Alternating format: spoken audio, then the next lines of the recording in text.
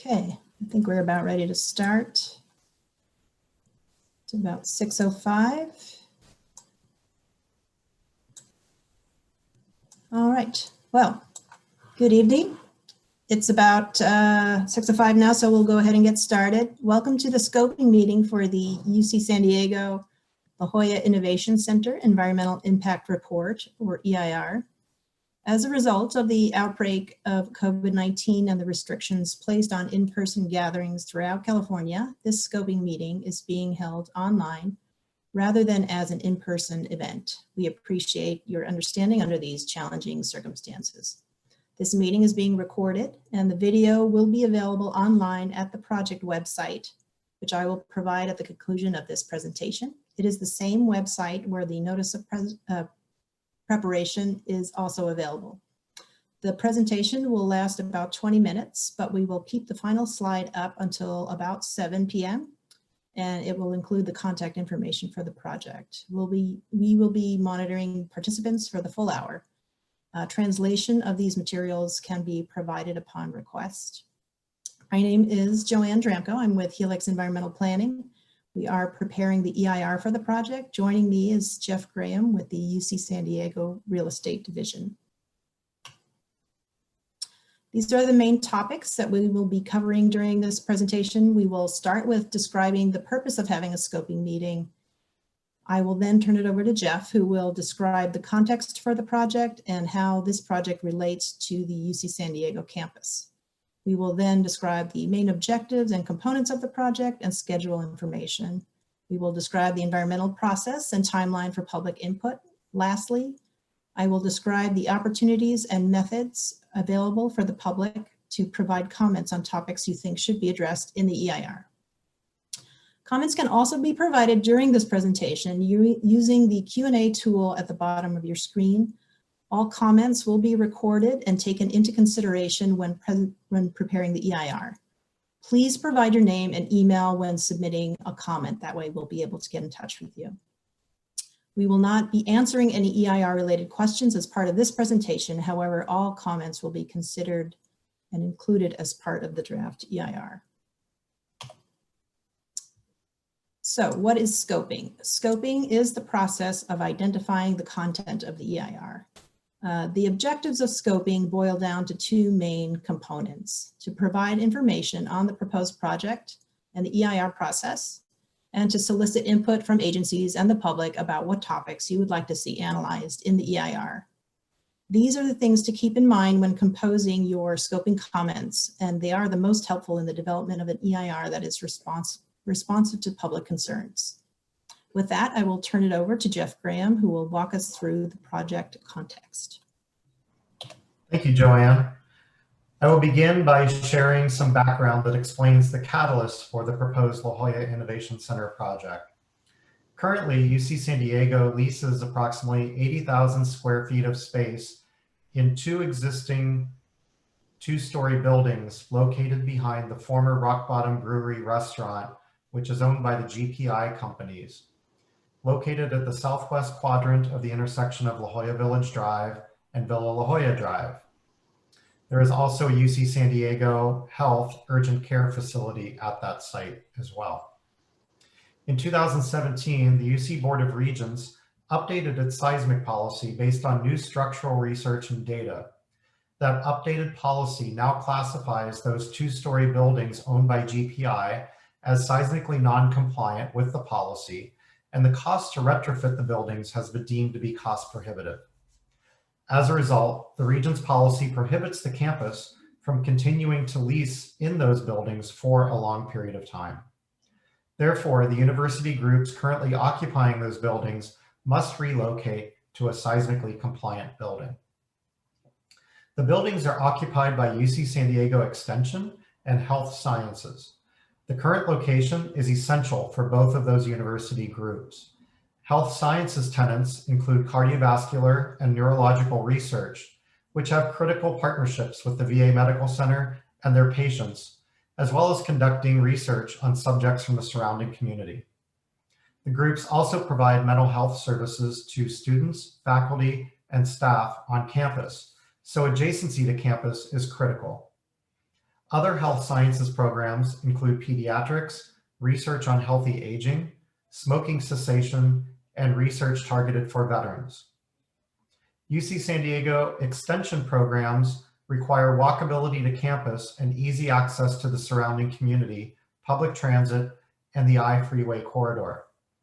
As denoted by its name, UC San Diego Extension is an extension of the university to the community for continuing education and certificate programs, which include courses in business leadership, healthcare, languages, and classes designed specifically for seniors.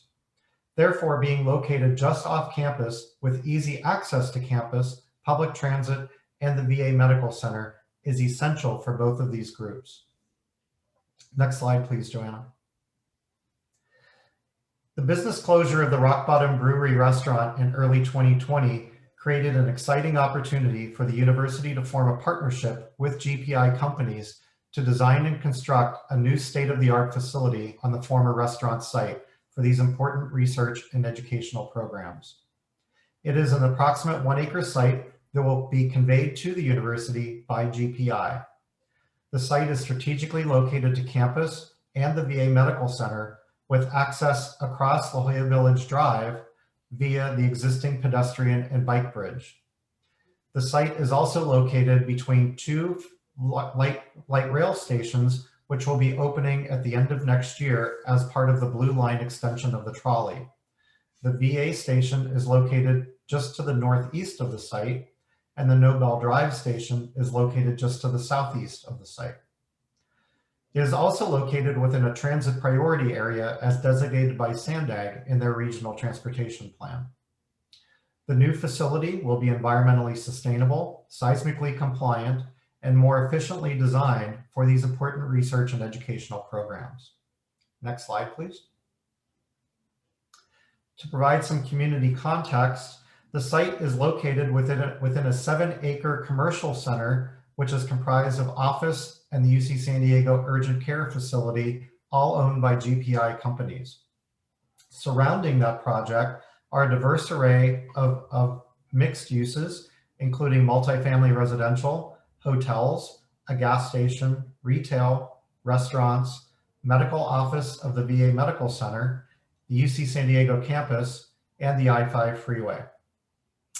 Joanne, I'll turn it back to you for the project description.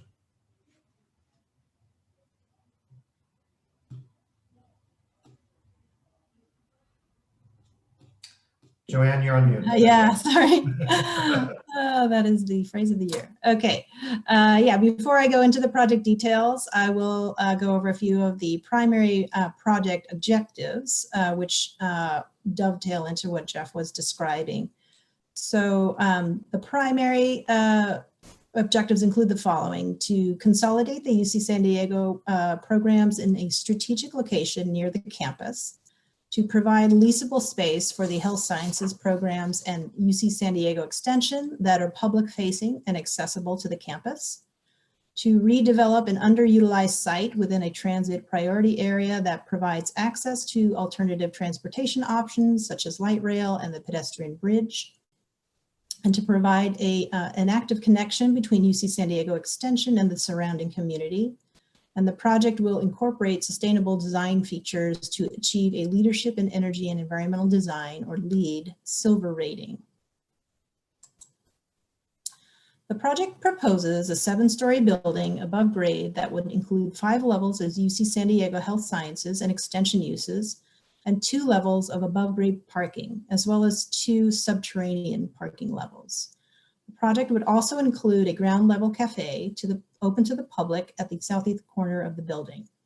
Other features such as landscape and hardscape improvements and additional service parking would also be included. There would be a total of 275 parking spaces.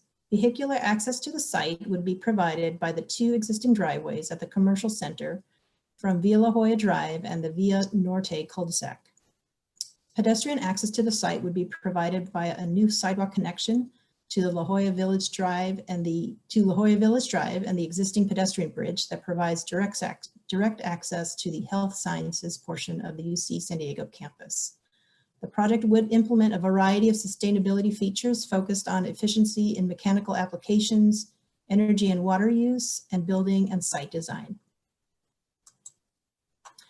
Demolition, grading, and excavation, site improvements, and building construction are anticipated to begin in mid-2021. Construction of the project is expected to take about 18 months, with initial occupancy by the university set for 2023. So I'll now go over some of the environmental framework. So I'll start with the purpose of the California Environmental Quality Act, or CEQA, as you will hear it referred to often in this presentation. So the basic purposes of CEQA are to inform decision makers and the public about the environmental effects of a proposed project, to identify ways to avoid or significantly reduce environmental impacts, to prevent avoidable environmental impacts by requiring changes in a project, and to disclose reasons why a project was approved if significant impacts were involved. So the contents of an EIR have a lot of sections, but all EIRs do two basic things: to analyze a project's environmental impacts and to identify ways to avoid or reduce those impacts where possible. So the contents of the EIR listed some of the main sections here. We will start with the environmental setting that will describe the baseline conditions of the project site and area. There will be a really detailed project description that will include the objectives, as well as additional details about the project features and phasing and assumptions. And then the real meat of the EIR is the environmental analysis itself. So each chapter that incorporates a particular issue will include existing conditions pertaining to that issue, the thresholds of significance by which an impact will be assessed. We will describe direct, indirect, and cumulative impacts, and then include mitigation measures where significant impacts are identified. Now, as part of the CEQA requirements, we will include alternatives to the project. So one alternative that is required by CEQA is the no project alternative, which is describing what would happen to the site if the project does not move forward.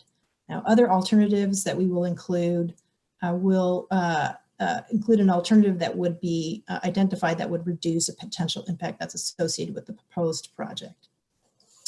And then we will include as well a mitigation and monitoring program that includes who is responsible, that will combine all of the mitigation measures that were identified in the EIR, identify who is responsible for carrying out the measure, when it needs to be done, and how compliance with the measure is demonstrated. So what issues should be addressed in the EIR? There are 18 categories required by CEQA.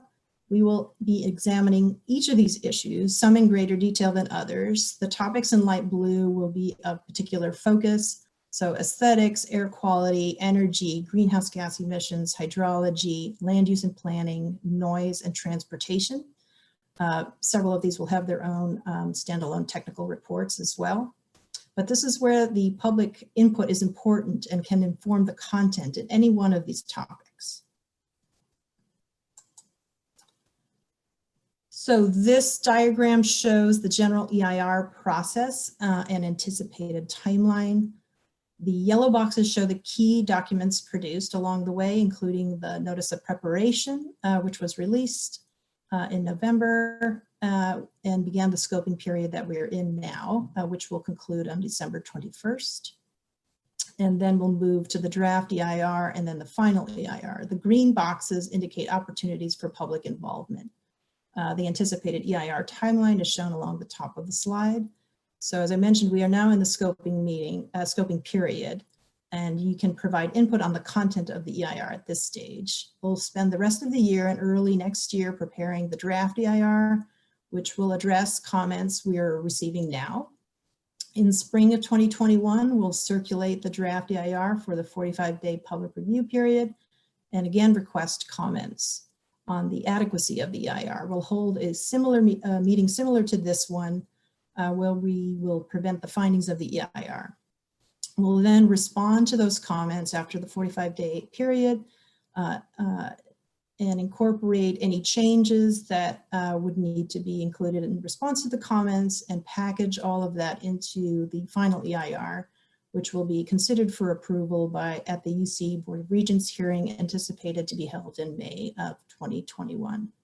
Public comment is also welcome at the Regents hearing. So there are several ways to stay informed on the project. UC San Diego has created a project website, which will provide pertinent details on the process and materials that will be available for download, including the notice of preparation and then the recording of the scoping meeting. Future notices will be published in the San Diego Union Tribune. If you specifically request a notice, UC San Diego will send you a notice with information on how to review the draft EIR.